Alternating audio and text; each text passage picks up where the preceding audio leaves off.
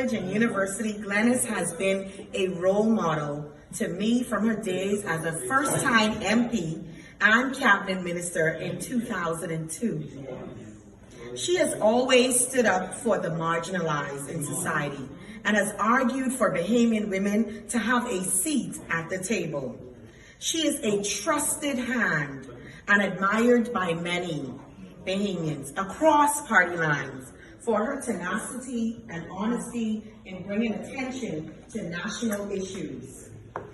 With her recent re-election, Glennis is now one of the longest-serving female parliamentarians in the English-speaking Caribbean. She now sits in an elite group that includes Eugenia Charles of Dominica, Portia Simpson Miller of Jamaica, Olivia Grange of Jamaica, Kamala Persad Bissessar of Trinidad and Tobago, Mia Motley of Barbados, and Cynthia Ford of Barbados. As females and mothers, it is not easy being in frontline politics. This sentiment has been expressed many times over by female parliamentarians across the Caribbean. When Portia Simpson Miller became the first female Prime Minister of Jamaica, she met with her female parliamentarians and told them, never let anyone make you leave and never let anyone make you cry. Thank you to the Honorable Glennis Hannah Martin for not allowing anyone to make her leave and never allowing anyone to make her cry.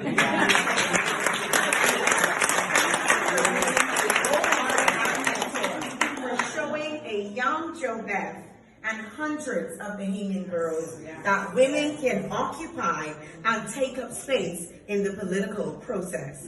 Our nation is richer because of your unrelenting passion for the Bahamian people and your contributions to our nation's development.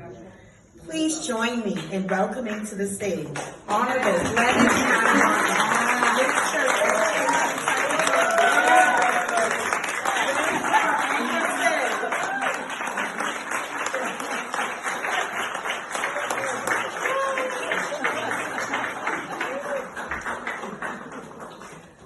Wow.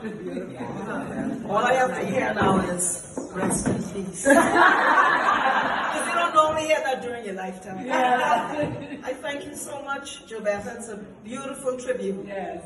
And I don't know, it's a perspective I personally don't have, because I can tell you that I didn't bring anything to read or write. I haven't written anything, but I'll just bring greetings. But I just want to say that,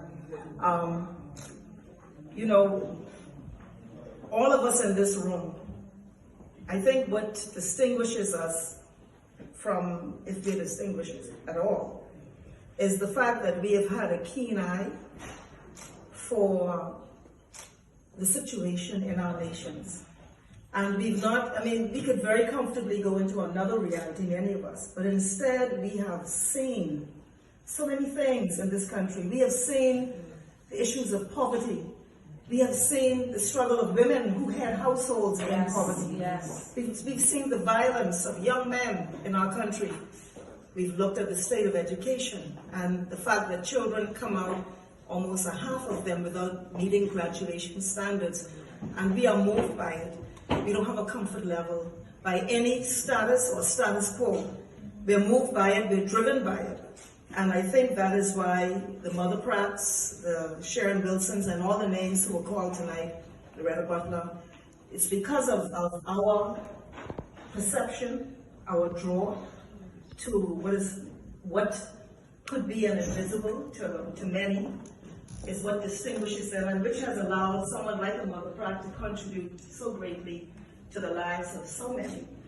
If you hear Mother Pratt's story, Mother Pratt's story is probably one of the most amazing stories in this country. Yes. And I know she's writing a book, so I don't want to steal the story, but you know, it's an amazing story where she comes from a huge family living in poverty. I think her parents worked at the straw market. And her gifts, her drive, her incredible talents pushed her from place to place and from step to step.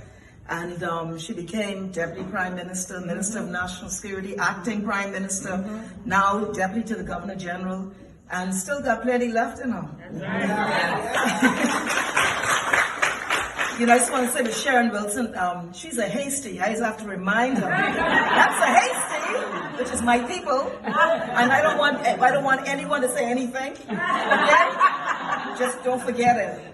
But I thank you very much for just the focus on me. I certainly I have been very privileged in my life, but I've also been through the struggle. Yes. And I think that it's a continuous struggle, and that is why I tell some people, I said, you know, I don't even have a sense of humor anymore, because and I do have it, but you know, I mean, generally, there's so much to be done right now, so much for us to do.